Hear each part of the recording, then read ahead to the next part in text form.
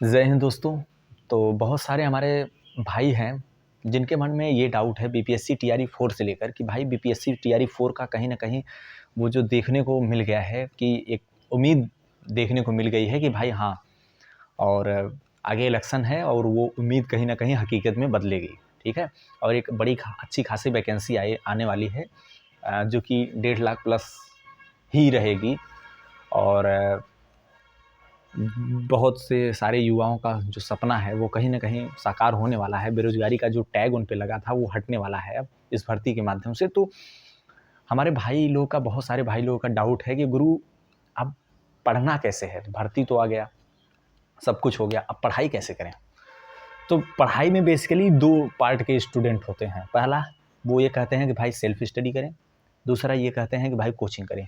तो आज हम बेसिकली इसी पे डिस्कस करने वाले हैं कि भाई अब वैकेंसी तो आ गई आपकी, अब आपको सेल्फ स्टडी करके पढ़ाई करनी चाहिए या कोचिंग करके पढ़ाई करनी चाहिए। तो देखिए, यहाँ 2 टाइप के स्टूडेंट होते हैं, पहला सेल्फ स्टडी वाले, दूसरा कोचिंग वाले।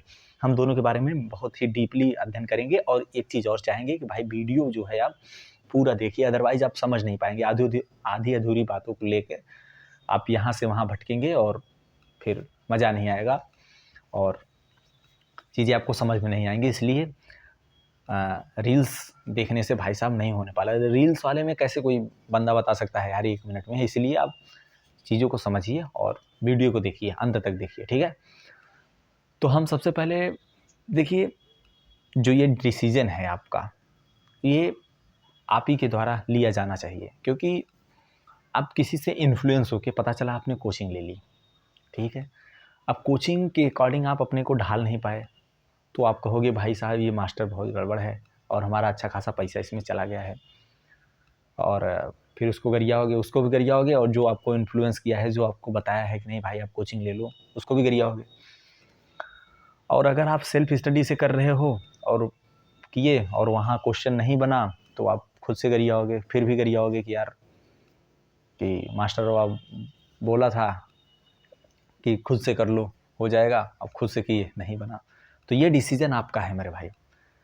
अब आपका कैसे है और किन-किन पॉइंट को मतलब अपने दिमाग में रख के ये डिसाइड करना है कि भाई ये हमारे लिए सही है या नहीं सही है, बस हम उसी पे चर्चा करेंगे गुरु। और आपको बताएँगे कि अगर आपको ये सारी चीज़ें जहाँ से भी मिलती हैं, अगर वो कोचिंग के माध्यम से मिलती हैं, तो बेशक कोचिंग ले लीजिए। सेल्फ स्टडी से आपको कर ले रहे हो, तो बिल्कुल सेल्फ स्टडी करिए, ठीक है? तो सबसे पहले जिस भी एग्ज़ाम में बैठ रहे हो आप, जैसे मतलब पीआरटी में बैठ रहे हो या जूनियर वाले में बैठ रहे हो या 9-10th मतलब टीजीटी में या पीजीटी में, जिस भी एग्ज़ाम में बैठ रहे हो, उस एग्ज़ाम का आपके पास सिलेबस होना चाहिए। पहली बात तो सिलेबस होना चाहिए। पहली बात क्या होना चाहिए? सिलेबस होना चाहिए। सिलेबस कहाँ मिलेगा? गूगल पे डाल दीजिएगा, आप मिल जाएगा आपको बीपीएससी की वेबसाइट पे, या बहुत सारे प्लेटफ़ॉर्म हैं, वहाँ सिलेबस पड़ा हुआ है, आपको वहाँ से मिल जाएगा। तो आप सिलेबस ले लीजिएगा। सिलेबस लेने के बाद करना क्या है कि पीवाईक्यू ले लीजिएगा। क्या ले लीजिएगा? पीवाईक्यू। पहले पीवाईक्यू का सेल्फ एनालिसिस करिएगा। सेल्फ एनालिसिस का मतलब कि जो क्वेश्चन आया हुआ है उसमें देखिएगा कि भाई जीएस में क्या-क्या पूछा है, मैथ में क्या-क्या पूछा है, रीजनिंग में क्या-क्या पूछा है, या आपके सब्जेक्ट से क्या-क्या पूछा है। अगर आपको लगता है कि भाई 70% क्वेश्चन जो है कहीं न कहीं मतलब हमें पता है, बट एक सर्टेनिटी मतलब नहीं आ रही है कि थोड़ा-सा अगर इस पे काम कर लें तो कहीं न कहीं ये हमारा बन सकता है। तो आप सिलेबस को पहले तैयार करिए, खुद से तैयार करिए। और खुद से कैसे तैयार करेंगे? आपको कुछ नहीं करना है, 6 से लेकर 10 तक की एनसीईआरटी। अगर आप प्राइमरी, जूनियर या टीजीटी तक हैं तब, ठीक है? पीजीटी हैं तो आपको हायर लेवल पे चलना पड़ेगा, ठीक है? तो आपको 6 से लेकर 10 तक की एनसीईआरटी हर सब्जेक्ट की, वो है हिस्ट्री की, ज्योग्राफी की, पॉलिटी की, इकोनॉमिक्स की और मैथ की, साइंस की, और उसके बाद हिंदी की, इंग्लिश की। ये सब बेसिक एनसीईआरटी है मेरे भाई। 6 से लेकर 10 तक आप कर जाइए, बना जाइए। और बनाने के बाद अब फिर उस पीवाईक्यू पर चलिए, प्रीवियस ईयर क्वेश्चन पेपर पर चलिए और देखिए कि क्या क्वेश्चन हमसे बन रहे हैं। अगर बन रहे हैं, 70% क्वेश्चन अगर आपसे बन रहे हैं, तब तो आपकी जो सेल्फ स्टडी है गुरु वो बढ़िया है, मतलब आप अच्छा कर रहे हो। अगर नहीं बन पा रहे हैं या आपको प्रॉब्लम आ रही है कि यार हमने एनसीईआरटी तो पढ़ा है, बार बार रिवाइज भी किया है, बट जो क्वेश्चन नहीं बन रहे हैं, तो इसका मतलब है आपको थोड़ा बूस्टअप चाहिए। मतलब जैसे वो बच्चे होते हैं ना, उसको बॉर्नवीटा, कॉम्प्लान ये सब चाहिए, तो आपको बिना समय व्यर्थ गंवाए हुए आपको एक बैच ले लेनी है। वो भी बैच आपको सेलेक्ट कैसे करनी है? अब बैच यूट्यूब पे बहुत सारे टीचर हैं, सॉरी अगर कुछ अलग निकल गया तो, बहुत सारे टीचर हैं।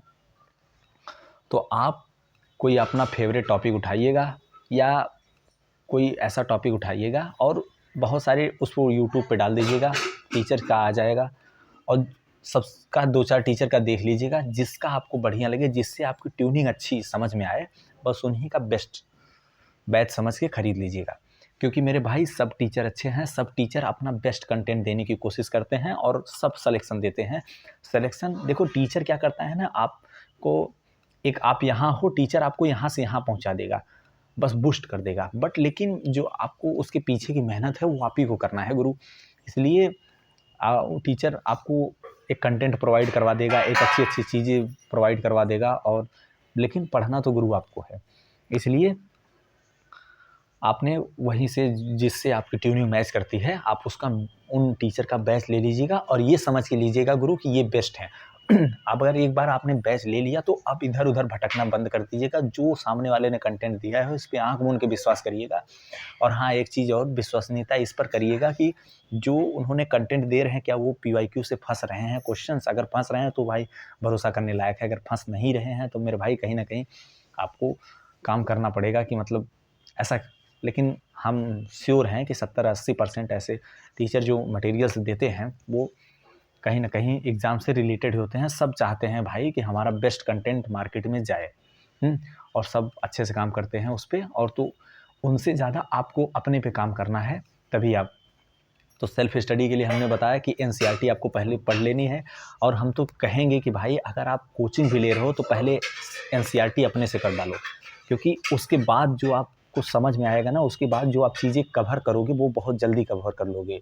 आपको कोई डाउट नहीं रहेगा। अगर आपका बेसिक जो मजबूत है तो आप कोचिंग को भी बहुत अच्छे तरीके से कर लोगे और बहुत जल्दी, मतलब कम समय में भी कवर कर लोगे और एक अच्छा आउटपुट आपको देखने को मिलेगा। लेकिन अगर आप एवरेज स्टूडेंट हैं, जैसे आप उतना सेल्फ स्टडी करने में सक्षम नहीं है, 6 घंटे 8 घंटे बैठने में सक्षम नहीं है, तो भाई बिना समय व्यर्थ किए हुए आप एक टीचर का बेस्ट बैच ले लीजिएगा। यूट्यूब पे जाइएगा और एक टॉपिक डालिएगा, जिस टीचर का आपको अच्छा लगे उनकी बैच ले लीजिएगा।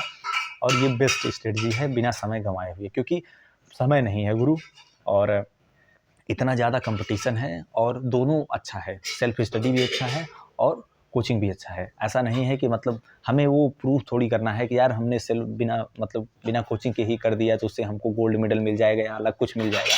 भाई हमें जॉब चाहिए, वो चाहे कोचिंग के माध्यम से मिल जाए, चाहे सेल्फ स्टडी से मिल जाए। सेल्फ स्टडी देखो वही लोग करते हैं गुरु जिनका बेसिक मजबूत होता है, जिनके पास पहले से या कोई अदर एग्ज़ाम की तैयारी कर रहे हैं, जैसे कोई सिविल का तैयारी कर रहा है, कोई PCS UCS का तैयारी कर रहा है, उनका GK GS बढ़िया है और वो सब बस कंटेंट पे थोड़ा अपने मेन सब्जेक्ट पे काम करना होता है और GK GS वहाँ से कोचिंग किए ही हैं और वो उनका बढ़िया होता है। वो सेल्फ स्टडी करके चले गए, एग्ज़ाम क्वालिफाई कर लिया और आके बता दिए भाई हमने सेल्फ स्टडी से कर लिया।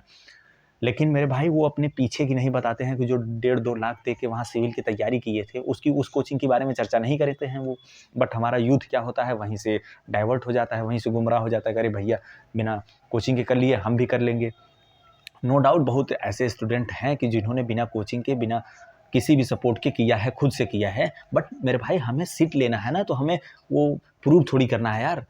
इसलिए ज़्यादा से ज़्यादा चांसेस हैं कि आप किसी कोचिंग से जुड़िए और उसके बाद देखिए बेस्ट है। अगर आपको समझ में आता है कि हाँ इनसे जुड़ने से हमारा फ़ायदा होगा तभी जुड़िएगा, अदरवाइज़ हमारे कहने से बिल्कुल मत जुड़िएगा भाई। और उनका जो कंटेंट है उस पर देख लीजिएगा कि जो कंटेंट दे रहे हैं गुरुजी, जो पढ़ा रहे हैं, वो सब क्या PYQ में फंस रहा है। क्योंकि देखिए 2 ही चीज़ मेन है गुरु सिलेक्शन लेने के लिए, पहला PYQ है और दूसरा सिलेबस है। जब तक आप इस दोनों पे काम नहीं करोगे ना, तब तक आप कुछ नहीं होगा भाई। तू चाहे वर्ल्ड के बेस्ट मास्टर से बैच ले लो, लेकिन कुछ नहीं होने वाला है। अगर इतने पे आप काम कर दिए, फिर उसके बाद आपको मेहनत करनी है, प्रैक्टिस करनी है जम के और मॉक टेस्ट देना है। बस ये 4 चीज़ कर लिए मेरे भाई, सिलेक्शन से कोई नहीं रोक सकता। वो चाहे आप किसी टीचर, देखो टीचर क्या करता है ना, बस आपको चीज़ें समझ में नहीं आ रहा है, बस वो बता देगा कि हाँ भाई यहाँ से ऐसे होता है, बट आपको टीचर रास्ता दिखा देगा मेरे भाई, बट आपको चलना खुद है। वो चाहे आप सेल्फ स्टडी से चल पा रहे हो, चाहे कोचिंग के माध्यम से चल पा रहे हो, लेकिन चलना है मेरे भाई, वो चाहे जैसे चलना है। तो उम्मीद करते हैं आप हमारी बातों को समझ गए होंगे और बिना समय व्यर्थ गंवाए अपना एनालिसिस करेंगे, एक बैठ के पेज ले लेंगे कि भाई हाँ, और उस पे देखेंगे कि हाँ, लिखेंगे कि हाँ यार कोचिंग करने से हमारा ये फ़ायदा है, नहीं कोचिंग सेल्फ स्टडी करेंगे तो ये फ़ायदा है, और फिर उन दोनों का कंपैरिजन करके खुद से एक डिसीजन निकालोगे मेरे भाई, तब जाके आप बेस्ट डिसीजन पे पहुँच पाओगे। और कुछ भी हो, इस एक सीट रिज़र्व करनी है मेरे भाई, जाने नहीं देना है। जय हिंद, जय भारत, मिलते हैं नेक्स्ट वीडियो में।